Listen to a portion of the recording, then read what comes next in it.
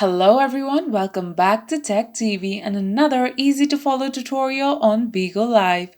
In today's video, I'm going to show you how to become a host on Bigo Live.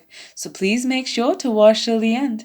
Subscribe to our channel Tech TV and ring the notification bell so that you'll get notified on our next interesting upload. So let's get on with it. If you want to become a Bigo Live host, you must get an agent first. To get the agent, mail the Bigo Live support saying that you want to become a host and that you need an agent. Once you get your agent, send a screenshot of your profile to the agent. Then your agent will give you the time and date for your audition. Once the audition is complete, the Bigo Live team will take up to 2 days to make a decision. Once you are in, you can start earning on Bigo Live.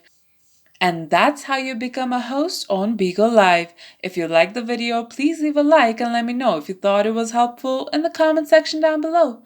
Thank you for watching and I'll be back with more interesting tutorials soon. Until next time.